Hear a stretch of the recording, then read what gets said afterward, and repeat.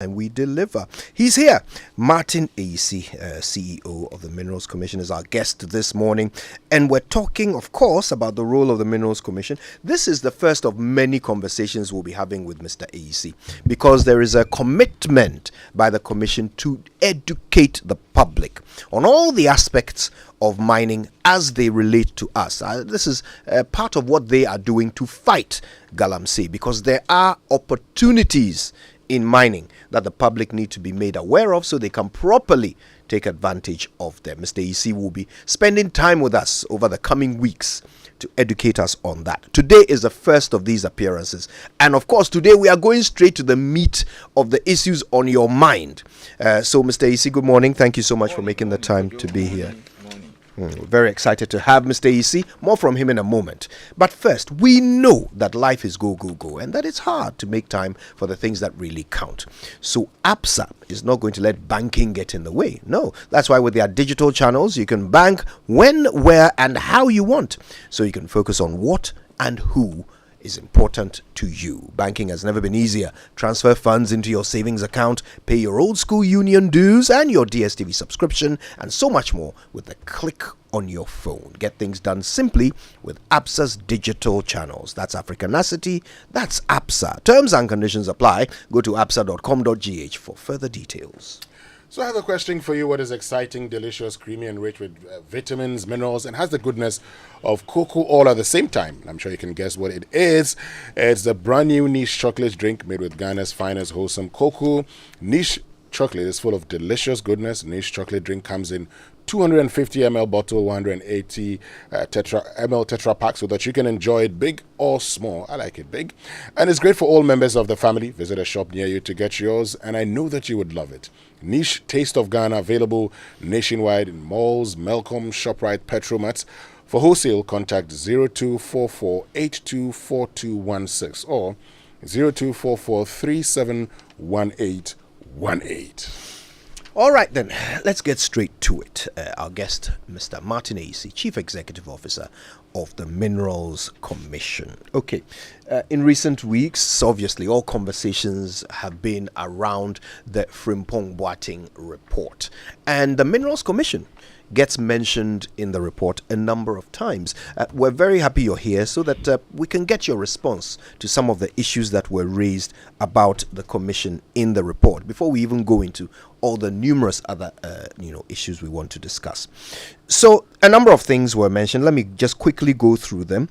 Professor Frimpong Boating suggested that the Inspectorate Division of the Minerals Commission, which is supposed to ensure safety at mining sites, had broken down. He talked about corruption, legendary corruption at the commission.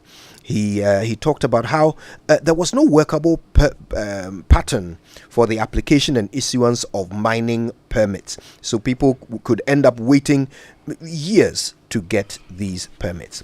The interesting issue of galamsey also came up, where he said that, the Minerals Commission only half-heartedly approached this galamsey initiative. And and for that reason, the galamsey did not achieve the results that it was supposed to.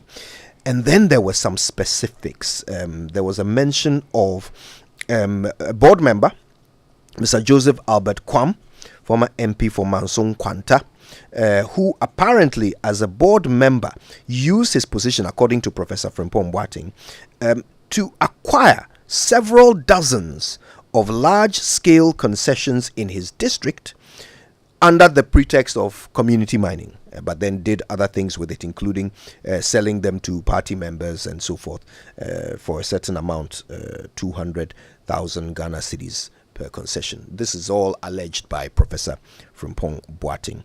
Then there was also mention of the board chair at the time, I believe Mr. S.K. Boafo, who apparently thwarted some efforts of the IMCIM to go into the whole community mining project, cancelling some events that the IMCIM had scheduled.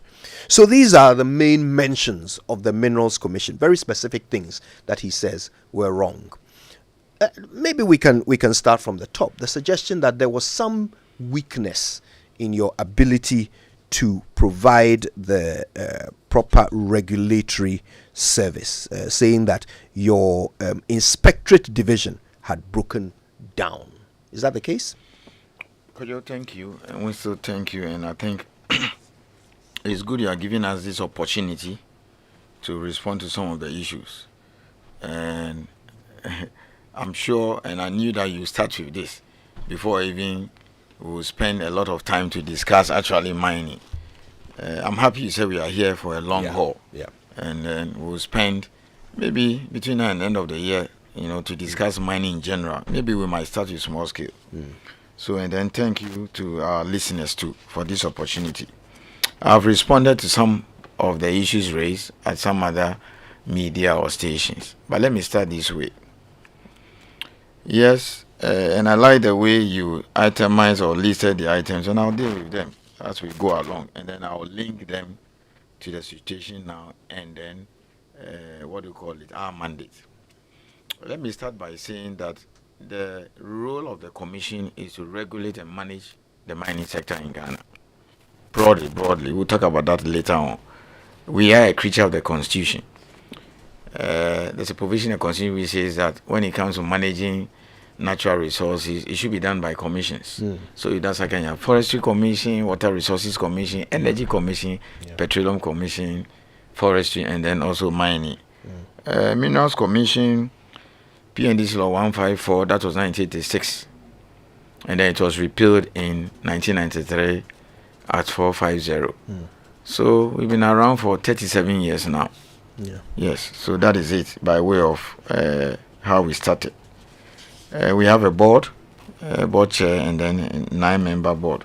Typically, like most public boards, they are appointed by the president. But let's get to the substance of your issue. Sure. He started by talking about the fact that, look, everything that he said boils down to the fact that maybe the Minerals Commission was poorly equipped to do its work. And then we'll narrow to the details. One, he says there were delays in the licensing regime. And for that matter, that led to people waiting years to get things done. Kojo, I'm the first to admit that yes, to some extent or to a large extent, that is true. And when we get into the nitty-gritties of illegal mining, that is one of the contributing factors. That is one of the contributing factors when it comes to illegal mining. I think what Ghanaians want to know is it still the case? Is that true? Is that the situation? What has happened? Kojo, let me say this. It is no longer the case. I think the last 2-3 years, government has pumped in a lot of resources into the Minerals Commission to fix some of these failures. So one, as I speak, 24 hours around the clock, Monday to Sunday, you can apply for a license. Okay. Did not exist at the time he was doing all this work. So the problem has been fixed now. The small scale people will admit, they will tell you that, look, Nansomba Minerals Commission, within a short time, things get done. So I am very proud that, unlike other public institutions, you can apply for licenses on weekends, Saturday, Sunday, online. In fact, you can apply for a license right in this studio. So wherever you have access to internet, and basically everybody has a phone now. So the licensing regime, to a very large extent, has been fixed now. We have a 24-hour 7 online application. You can apply Monday to Sunday. That is it, online. Yes, what he came to meet or what he saw in the past, this is how it happens. You have to find yourself somewhere in a district. So let's say if you are from Boku, you got to find your way and get to Bolga office. You go and the officers are in the field. That means you have to come another time. If you're not able to get there before 5, it means they've closed for the day. But I'm saying that anybody in Upper East, okay, you don't need now to get up and go to Boku. Okay. All that you need to go is to log on and then apply online. The officer is under instructions to give you a call You see, when you apply online, you provide your details, your number. And then the officer will have to call you and tell you, come for inspection. Because you see, that is a must. So he puts in an application, let's say Saturday or Sunday, he can give you a call. And the instruction is that they shouldn't do this beyond 3 days. Right. So he gives you a call, takes you to the field, they do the inspection, it is uploaded. So when they upload it, they will just see it, head office. It's just a day's process, then it goes to the minister. Let me tell you the situation which has been fixed now, the way the system used to operate. So you find yourself in the office, you go there, hard copy. If you happen to meet the officer, fine. If he's not there, that's okay. And then you need to fill in the application. Then he has to take you to the field. That takes about a week or so. Then he has to do EMS or courier. Today is Thursday. In the past, if you should do some courier, we will see it like Tuesday or whatever. But now, within a day or two, applications can be uploaded anytime. Even if he comes back home, and the officers work beyond 5, he comes back from the field, he can even fill in and upload it. So that is one. So that has cut the delay significantly. I'm still on licensing. One other issue he mentioned that we're inefficient because you now have small-scale mining taking place in 13 regions. I'll touch a little bit on it. I joined Minerals Commission in 2002. Essentially, there was about 4 or 5 regions: Ashanti, Central, Eastern, and Western, which is now Western North and Western region proper. Today, apart from Oti, where I come from, Volta, and Greater Accra, you have 13 regions, small scale, and then about 3 million plus. We will come to the numbers too. So it means that we got to be everywhere. So in the past, or about 3-4 years ago, you have an officer in Wa who takes care of the whole Upper West region. How do you expect him to be efficient? Today, it is not the case. There's, Tinga, you have Bole, etc. And then we are building offices all over the place. Where the offices are not ready, we now rent. So that is it. Now, still on licensing, every Minerals Commission office, the district level and the regional level, is fully connected to the internet. I mean, that was his gallant stop thing that he was thinking about. It's done. 24/7. Every Minerals Commission office is connected to the internet. Yes, they have access to internet 24 hours. Because that's the way they work. So it's also part of the licensing system. So I'm saying that you can apply for license any time of the day, the whole week. Officers are connected to internet. And then government gave us 20 brand new pickups. So every district officer or inspector of the Minerals Commission has a pickup for him to go around and do monitoring. Some of the offices even have 4 or 3, like Takwa. And then to still cap it up on the license issue. But just before you continue, just ask a very simple question. So these district offices that you talk about. Yes. Now, at the time when we had about 5 regions, how many district offices did you have? And currently in the 13 regions, how many do you have? Oh, for instance, when I mentioned about those 5, we used to have Oda, Akwetia, Takwa, Bibiani, Konongo, Boga, and then I think Enchi and Co. But now we're heading to about 20. Yes. 20 in the 13 regions. Let me tell you how it works. Sure. So, for instance, Minerals Commission district offices and regional offices in the past were based on where the mineralizations are. So, if you don't have an office in a particular region, it is because maybe mining is not taking place. Some districts have grown to become what? Regions now, and some satellites have become districts now. So, for instance, in Upper East, we are in Boga, we are in Bane, okay?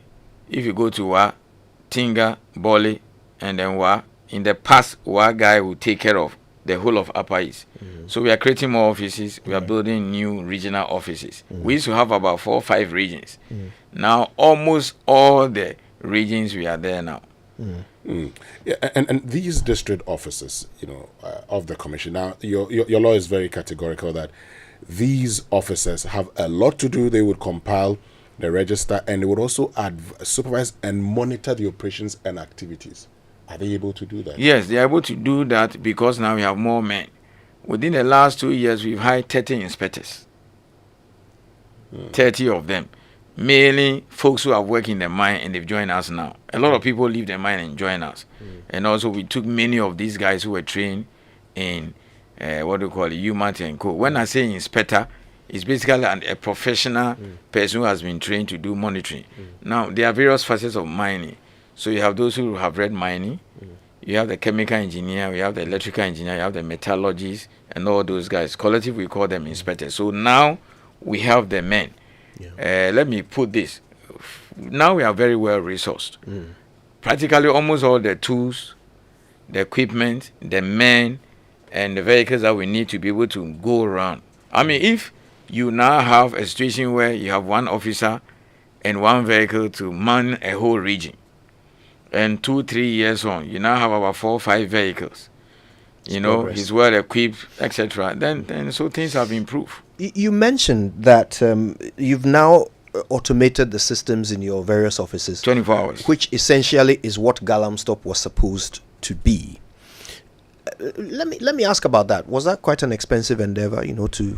It is expensive. Therefore, yeah, Fanti say yeah, the nam. Okay. It's very expensive. You need to do it. Look, let me tell you, Kojo, you are talking about a sector that contributes no less than 40% of our receipts. You heard the governor about a month or so ago. He says the first 2 months of this year, January, February, the receipt, that is everything that left this country, was about $2.8 billion. Gold alone, 1.1. That's about 40%. Okay? Now, prices of gold record highs. If it stays like that for the end of the year, I'll not be surprised by the time we compile the data, close to about half of the entire foreign exchange receipts of this country will be coming from mining. This is a sector you cannot joke with. You understand that? The biggest producer of gold in the world, Newmont, an American company, is here. They have 2 big mines, one in Achim, one in Ahafo. They are building a 3rd one. Okay? The 4th biggest gold producer, you know, Google Ashanti has 2 mines, they are here. And then, what do you call it? Goldfields, which has also 2 big mines. You know, the 6 in the world. So you have number 6, number 4, number 1 in the world working here, big time. They deploy state-of-the-art technology. You got to match them boot for boot. So we also take our men, our women to some of the finest universities for the various mining and geoscience programs in the world. We have to do that. The president understands that. The government understands that. So every year when we draw our budget, we take it to our minister. It goes to parliament. It is passed. They don't slash anything. We are not capped. The parliamentary committee, very cooperative. They understand all of those things. This year, we're getting 18 pickups. So if you add it, that's about 38 now. So I have the vehicles for the men or the inspectors to go around. Right. The system has been automated. You can apply anytime. So that has reduced the delays significantly. That's what I'm saying. Okay. So this is my response to Pro's bit on the licensing regime. The detail I was hoping to learn was about the actual cost. Do you have a ballpark figure how much? Oh, it costs doesn't to do cost. The small scale license is about 120. this? No, forgive me. The cost of setting up the system, the automated system. No, I need which to now- go back and look at it Okay. because you see, you have to connect every district to the internet. You got to pay for it. Yeah. Every district officer has what do you call it, a computer. Even some have laptops, Right. and then they have gadgets that allows them to work in the field. Okay. The survey equipment we bought, it's quite a very expensive thing. So And the we went reason through why, the reason why I was asking this is because you already had Galamstop. No. Galamstop was not created. Kojo, having dealt with a licensing regime, let me put this in context. You see, interministerial is not a ministry. You need to understand that when the president set up the interministerial committee, he was very clear in his mind what he wanted to be done. What is the issue, or what was the issue then? The causes of galamsey, which I'll come to if we are not able to do it today in the next segment, because I said we are hearing for a long haul, are multifaceted. Some chiefs are involved. I mean, all kinds of people are doing it. And then the impacts cut across just the regulatory body. Okay? So the president is winner. And then there are also security implications. People are now carrying guns. Our officers are not allowed to carry guns. Okay? So if you cite or have evidence of somebody doing illegal mining, carrying guns, it means that you need to inform the appropriate security apparatus to go and arrest them. At best, you can only pass on intelligence. So that's why it is multifaceted. So the president, in his wisdom, said, look, let me get the Minister for Interior, Defense, Environment. 10 ministries. Yes, all of them, and some agencies to assist. So that including your parent ministry. Yes, and so that they look at the issues and come out with some kind of solution. He didn't say it is a regulatory body. One of the solutions hang on. So let's put that in context. So the expectation is that when they go and sit, and then all the causes and challenges come out, and they make a decision. So if it has to do with the environment, then it is expected that some kind of policy brief or paper or directive will be issued to, let's say, the EPA or the Water Resources Commission or to the Minerals Commission through our minister, because these are regulatory bodies. That look, we've identified this, or having brainstormed, we think this needs to be done. Take steps and get to do it. I thought that was a proper thing to do.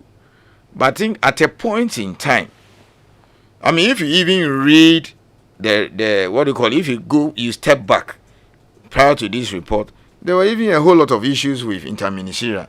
Just as I have started here and admitted that yes, we were poorly equipped then, but now it is no longer the case. So when you have a situation where the interministerial people get up and start, so that will now dovetail or take me to my second point where he mentioned the board chair of the commission that they were pushing back. But please deal with the galamsey. Yes, I'm talking about the galamsey was nothing but this idea of automating the system, and I'm saying that is done. It's history now. But they did it. No, they didn't do it. They didn't do it. They were doing their own thing. Galamsey has nothing to do with Minerals Commission. And let me tell you this. Before interministerial was set up, the Minerals Commission got some grants or some aid from Australian aid. AusAid. Okay? Even long before I was appointed to serve on the board, I had worked at Minerals Commission for so many years, left to work internationally. So before I came, the Minerals Commission has completed phase 1 of automating the system. Everything was done, all the documents, everything has been scanned. They got money from Australian aid. And then they were supposed to do the second phase, which will now take them fully online. Okay? But then the Australians cut off. They said, no, we cannot do that. So when SK Buafo board came and we got an approval to now go fully online. Okay? So we got the money, it was approved in the budget, and we started the process before interministerial came. So galamsey was not what took us online. I know this. No, I needed to put it on in context. So I'm Professor Fimpong, once he came to meet a system that was being automated. It is the last year. We went fully online in 2002 January. We tested. Hang on, Kojo. It's important we explain this. So you give me time. So November 2021 to December 2021, we did some trials just to see how the system will work. And then we said 1st January 2022, Minerals Commission has gone fully online. It's been successful.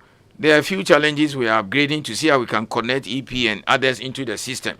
So before he came out with this galamsey idea of automating the system, I'm saying Australians have given us some money and then the hard stuff were done. And we completed the digital system, last year and went online. It has nothing to do with galamsey. So there was some infrastructure to automate the system before his report came. And it's completed now, and I'm so proud. So that's the second one. Now let me explain this. So the expectation is that when they go and have their meeting, and they say, look, we need to change the system, we need to maybe tweak the EPA or whatever, I was expecting that they will come out with some letter, and then it will be given to the various ministers, the institutions that are supposed to do X, Y, Z, then they will write to them. Then those institutions will now go ahead and then exercise their regulatory role. Wait, I'm coming to something. We were not saying that. So now, interministerial now started, behaving as if it was a regulatory body. So then, you got the likes of the chairman of the Minerals Commission saying that, hang on, you can't do this thing. So when he said that SK Buafo was not cooperative, the chair of the Minerals Commission that was a bit hostile, this was a genesis of it. Because you see, they started launching community mining schemes.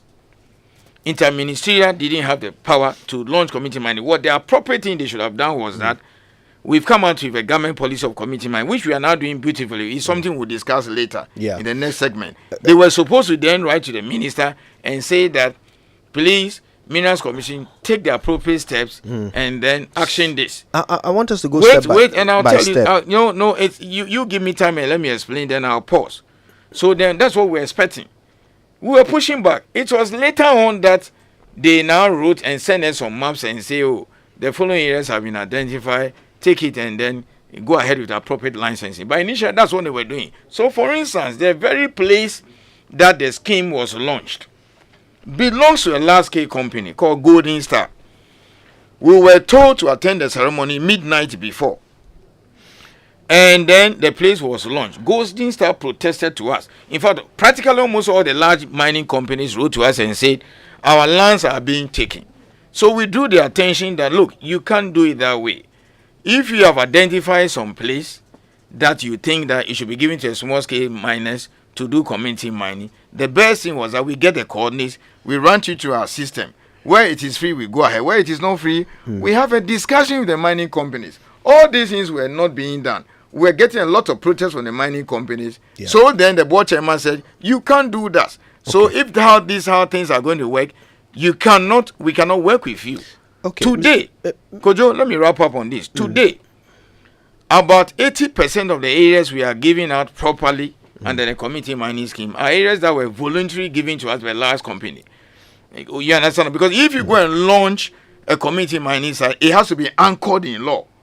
Okay, every area that somebody is allowed to work lawfully, the person must get some form of authorization, approval, or permit.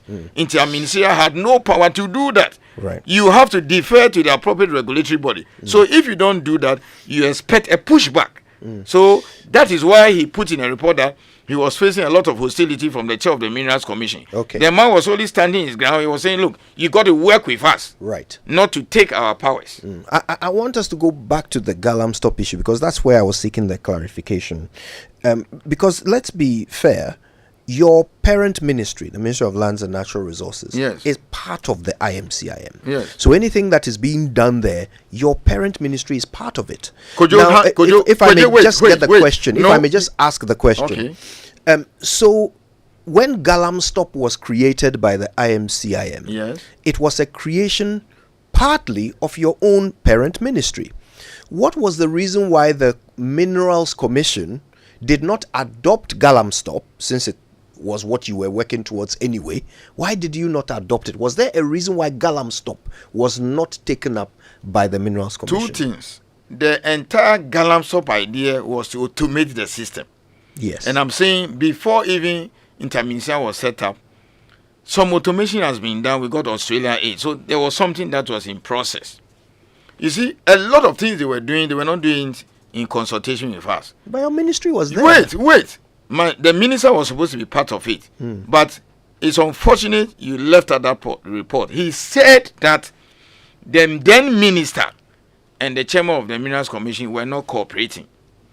Have I answered you? I don't want to go into. Why were they not cooperating? I don't want to go of the thing. Listen, so I've explained to you why the chair of the Minerals Commission was not cooperating. He was not cooperating because he thinks that when you go and sit down and then you agree on something, okay, you write to the minister, and then the minister will now instruct the Minerals Commission and say, we have agreed to do X, Y, Z as part of the attempts or measures to deal with illegal mining. So Minerals Commission take the appropriate steps and get X, Y, Z done. That is not what they were doing. Is that a good? So they were doing beautiful ideas, but then when it comes to implementation, which they were not supposed to do, they were doing it. But is that a good reason to throw out a perfectly good system? No, because unless there were problems with it. If he had done his consultations properly, okay, they were inviting us to the meeting. At a point in time when the large-scale mining companies were complaining that they were taking their lands for mining, okay, we took the entire mining cadastre, which we have in Ghana there, to Interministerial and told them that, look, these are the areas with concessions, and these are not the areas with concessions. If you want to go and do X, Y, Z, you need to run it by us so that we check with the cadastre. We're getting those complaints. Do you understand? So he has said in his report that the minister was hostile, the then minister. The minister was not being cooperative. That has answered you. Because the minister has realized that many of the things that he was doing were outside his remit.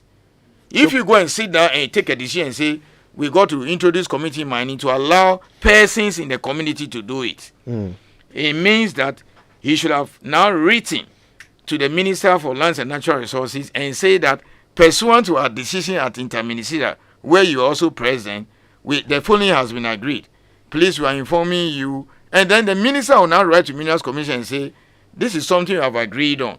Take the appropriate steps. Then we'll now have to decide what type of authorization, approval, or license do we give them?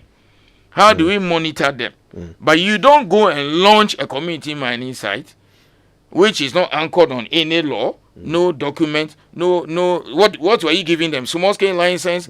It has to be done at Minerals Commission and recommended to the minister. That was not the case. They were not doing that. So, and you don't expect Minerals Commission officers to go and monitor an operation which has not gone through the lawful process. Okay. So these were some of the teething challenges that we were having.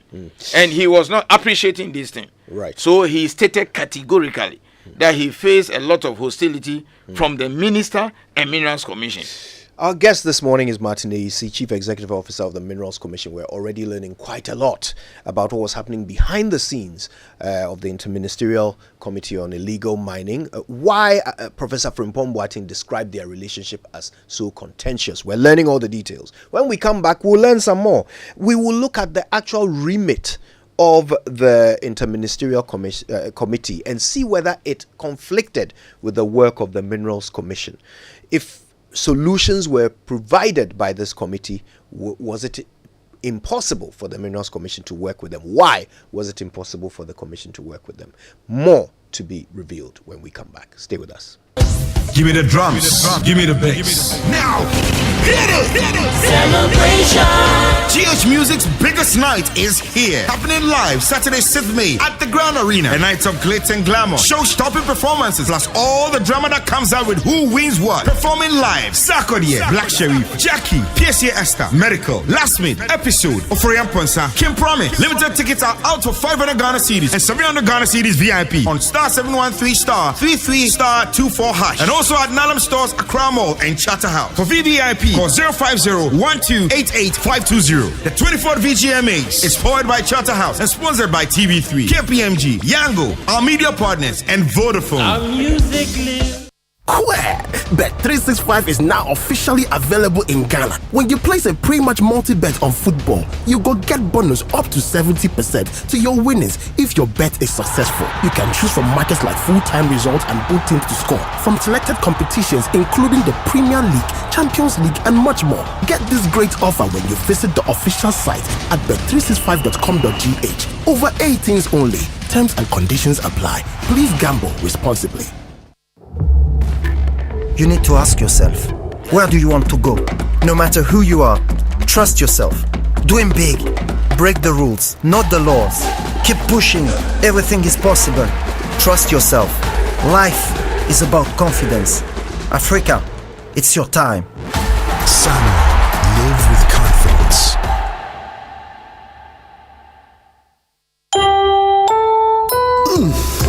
We shouldn't have gone to that party. Masa, my head is killing me.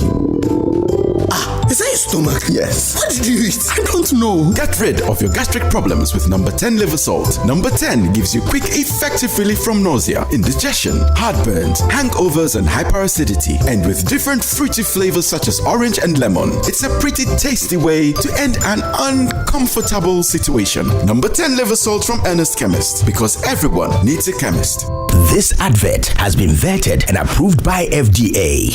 Are you tired of feeling left behind when it comes to your finances? Have no worries. CitiSpay is here. We provide credit solutions for both business owners and salary workers. We offer loans within 24 hours at the lowest rate. Visit our website www.citispay.com.gh and choose what is right for you. Call us on 0595 738121. CitiSpay, we leave no one behind.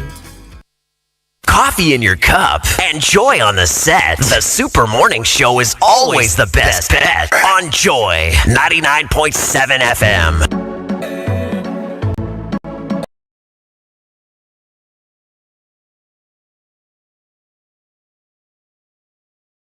Welcome back. It's about 5 minutes to 9 on the Super Morning Show. This is the thing about it. And when you're having these great conversations and the clock starts rolling, oh goodness.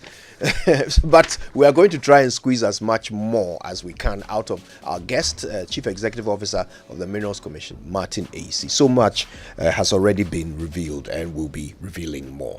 But before that, you contribute to the growth and success of Ghanaian textile industry every time you wear your authentic fabrics. GTP says thank you. Always purchase original, genuine and authentic GTP fabric. Check that the design numbers on the label are also printed on the edge of the fabric. Please call 050-994-0949 to buy online or to visit any of their accredited dealers across the country or any Woodin shop. GTP, life styled. So are you a die-hard football fan who can't get enough of the beautiful game? Then you need to stay in the game with DSTV. With all the top leagues and tournaments from around the world, including UEFA Champions League, the Premier League, and La Liga Santander. You won't miss a single moment of the action. Watch the best players in the world like Rashford, Benzema, Saka, and Osimhen battle it out on the field. Remember, the only football worth watching is on DSTV, so don't miss out on the excitement and stay in the game with DSTV. Get your DSTV decoder with 1 month compact subscription for 269 Ghana cedis, or stay connected on star 759 hash to enjoy it all. DSTV, it's your moment. All right, so let's continue with the conversation with Martin Ayisi, who is CEO of the Minerals Commission. Just a bit of a clarification. So, the Galam Stop, the IMCIM set a Galam Stop up, right? They did it. Yeah, they started. Wilson and Kojo, let me explain this once and for all. I started by saying in my introductory remarks that the president was clear in his mind when interministerial was set up.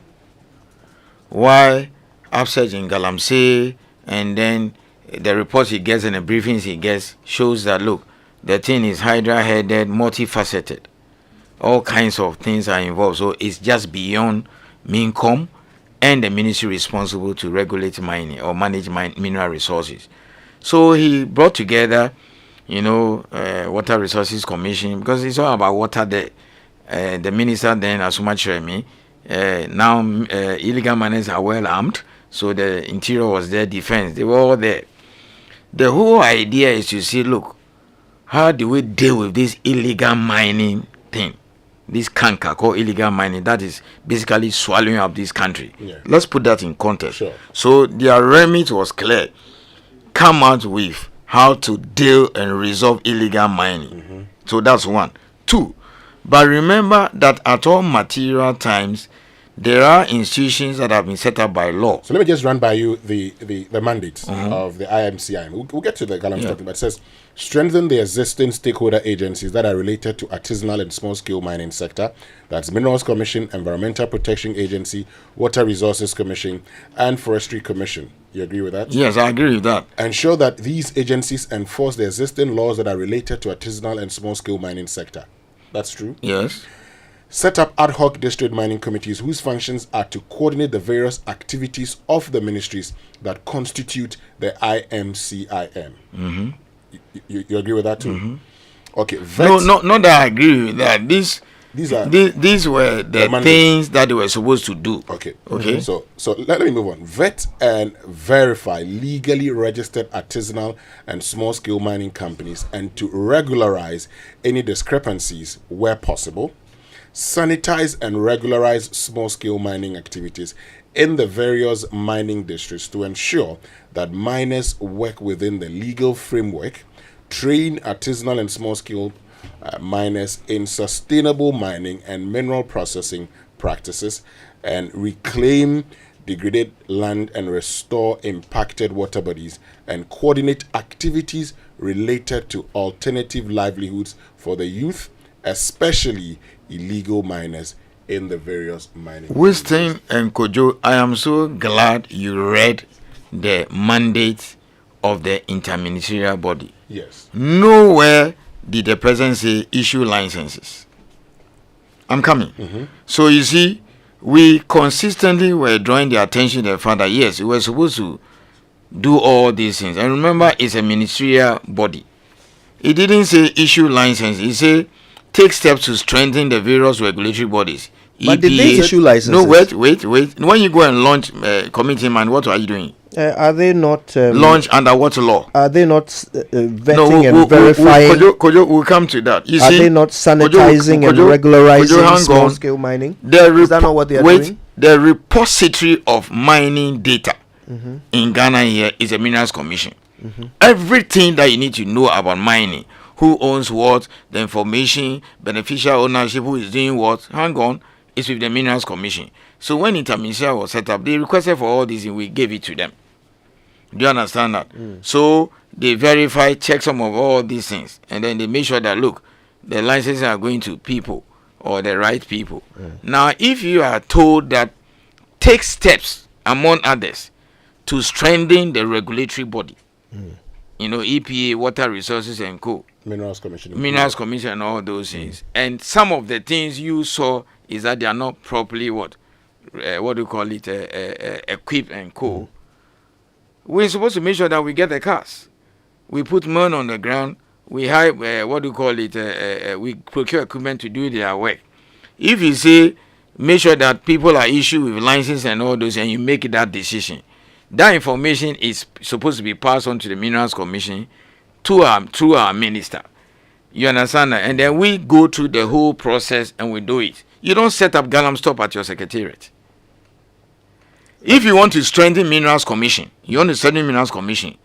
simply because you found out that there are delays and then people take years to get their license. That is why they go and start to work. So the commission needs to be strengthened.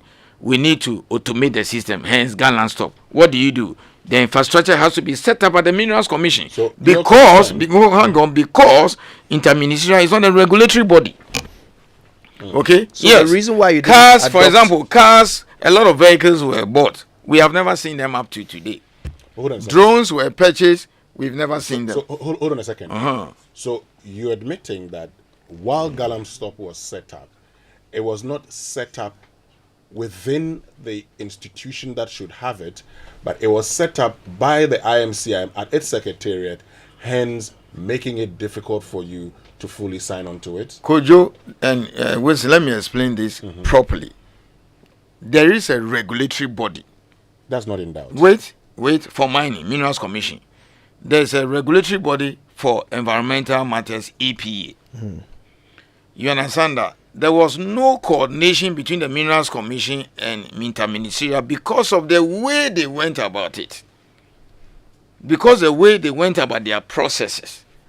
Look, it is on record, for example, that DCEs were telling us that they were told that when it comes to community mining, it has nothing to do with Minerals Commission. These were the kind of things that, brought SK Boafo and Co. into the fray. You understand that? Even interministerial did not even know the difference between community mining and small scale. So clearly they were teething problems. If they had sat down with us, they would have realized that, look, we had started the automation process. So all that they needed to do was that, galamsey, complete it. Do X, Y, Z. What computers do you need? What do you do? And all those things. And then the infrastructure will be set up at the Minerals Commission. But our case then was that you don't, if they understood their mandate very well, turn into an interministerial, into a regulatory body. Because you see, if you want to strengthen ASM, small scale mining, and make sure that people get licenses and all those things, interministerial had no authority or power to issue any approval for somebody to go and work. You can only do that through Minerals Commission and the ministry responsible. Let me read something. It says galamsey integrates with existing platforms from other agencies, therefore making data synchronization seamless. This integration also helps users of galamsey to see the status of permits applied for by companies and individuals from other agencies like EPA, Water Resources Commission, Forestry Commission, Minerals Commission, and all. This Winston, two quick responses. One, it was a process Minerals Commission started long before even he became minister. So he just completed your process No, for you? no. We started the process long before he became even a minister, and let alone. And he did another process? Wait, yes, and that's where he got it all wrong. You understand that? Have used that other process? No, there was an infrastructure, and that's how we waste, if you like, public funds. There was some infrastructure. Wait, no. There was no, because we had told them that there was some infrastructure in place, so let's build on it. You don't go and create another system in interministerial. So Galamstop did not build on your existing system? Galamstop did not build in the existing system. But at that point, the only thing you had done was you had put your paper documents onto you need to digitize digitizing the records. Yeah. Get equipment, train staff, etc. So you were doing that. We were far ahead. So what we completed in 2001 was now to get all the online system and fully take us online. So Galamstop did not link to what you had done. There was no linkage. So let me tell you what they should have done. So when they sat down and then they had us, another institution, they realized that, there were delays in the licensing process simply because it was paper-based. Okay? So what do? Automate the system. What do you call it? Go digital. So what is Minerals Commission? What infrastructure do you have? We've done these things already under US 8. We need to build on it. You don't go and set up a power structure and then access to bring all the licenses that you put into your system. You don't get up and go and identify areas on your own and start community mining scheme. For cost saving, couldn't you have then come together to do this? Because watch this carefully. Because you then ended up spending money to create. We didn't do it, and then you needed to understand our system. We didn't do it. We consistently insisted that there was some infrastructure in place. So let's build on it. And as I speak to you now, our system can be connected to EPA, water resources, even GRA. You don't use the Galamstop. Galamstop. We did not develop Galamstop. We had a system. We had a system we were developing. Do you understand that? And then at a point in time, there are quite a lot of drones. There are quite a lot of vehicles. Those things were never given to Minerals Commission. So that was a problem. Okay, let me say that if they had worked with the Minerals Commission closely, because you see, I think some of the things they were doing were outside their remit. They read some of their mandate and their powers to mean as if interministerial was becoming a regulatory body. Hence, it's a point you have made. Hence the pushback Forgive me, from the minister. I'm not the one saying it. That's what he said. Okay, because how do you go and launch community mining schemes without recourse to the Minerals Commission, the regulatory body? You've made so the point. You don't launch it and then you ask us to come and regulate. We can do that. You've made the point. You see, what licenses were you giving them? Our producers that we're actually now ready to go live for an event that we advertised. Okay. The ECG has to give us an update on their revenue collection program. We're going to do that now, and then we will come back to the studio. So let's go live to ECG headquarters. Their Director General, Ministry of Energy, our Honorable Minister, and then the Ministry of Finance. We'd like to say a big thank you to all of them for the massive support shown through the entire exercise and even at the end in assisting us to have proper discussions. We set out to achieve or recoup bills owed ECG to the tune of 5.7 billion. I must say it was beautiful, it was loving, and I'd like to thank the good people of Ghana for receiving us in their homes and making sure that the exercise was fruitful. Again, I'd like to thank staff of ECG. To Mr. Samuel Dubik Mahama. He is the managing director of ECG. He will be continuing that briefing in just a moment. But we do have to say a big thank you to our guest who has been with us this morning. He's the CEO of the Minerals Commission, Martin Ayisi. This is the first of a series of conversations we're going to have with him. We haven't even scratched the surface of the questions and the issues that we want him to help us with. And so you'll be hearing more of him in the coming days and weeks. Mr. Martin Ayisi, thank you so much for making the time to be with us this morning. I'm so grateful for this opportunity. As I said, we are in for a long haul. Yeah. I'm going to spend, if it's 2-3 days in a week with you, between now and end of the year. By the time we finish, everybody will become an expert on small scale mining. We look there's a lot for people to learn. Indeed. So much ignorance, lack of education. I mean, before I burn out, when I hear even professors of mining and then experts saying that small scale, there's no mechanization, people are now using machines, it tells you that we have a problem. Right. Okay. Thank you very much. More to learn. Let's go back to ECG headquarters and Mr.